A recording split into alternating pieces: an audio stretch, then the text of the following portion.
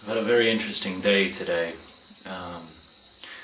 I left Nyungwe first, the guest house, and I caught the bus last night to Gikongoro on the way to Butari in the south. I went to Gikongoro to see the memorial there, and that was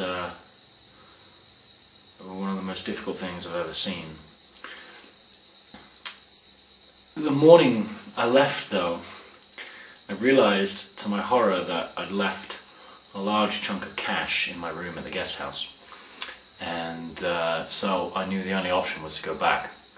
But at the same time I knew it would cost me quite a lot to go back and see if it was there, and I couldn't telephone them because there was no telephones at the guest house, so I couldn't be sure that they had it. So it was a bit of a gamble as to whether or not it would be there, and as to whether the cost was worth the reward. Anyway, I decided to do it, and when I got there I had the warmest reception I think I've ever had. The gentleman there, a Congolese man, he welcomed me in. He didn't know of the problem or of my loss, but he said that he knew the woman who had cleaned the room. So we asked the woman, and when I saw her, she opened up her arms and insisted on giving me a hug and a kiss and welcome, welcome, welcome, I'm so glad you're here. And he then said, oh yes, she does have it. She says she does have it, and she tried to call the bus company, but of course I didn't get dropped off at the destination of the bus company, so they couldn't reach me. So apparently she prayed I would come back for the money because she was so concerned. And you know, I tried to pay her a little bit just as a token of my appreciation, but she wouldn't have it. She insisted I count the money, and that when I tried to offer her some money, she said, you don't need to pay me because Jesus has already saved me. And now I don't quite know what that means.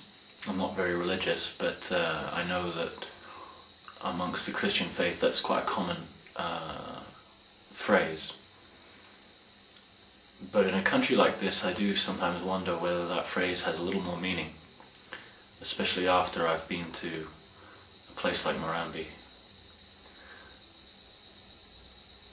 Tonight, in Butari now, the second largest city in Rwanda, the intellectual hub of Rwanda, they say, I just had a very interesting conversation with an old man, perhaps the oldest man I've met in Rwanda. I'd have to say he was about 60, 65, something like that. And he came and sat down and asked who I was and, you know, what languages did I speak, and he clearly wanted to speak in French. So I tried to listen to him, but he was quite drunk, and he was repeating a lot of what he was saying. And when I didn't understand what he was saying, when he was repeating it, I kind of figured it was a question, so I sort of kept asking him to repeat it so I could get it, but he was just saying a statement. Anyway, he began to talk on his own volition about his experiences during the genocide. He told me how his brother and his sister had been killed, and how he had to flee to Congo to avoid being killed himself. And I asked him how the country had come so far from such a horrific past, and he said that we have to, because otherwise there would be nothing left.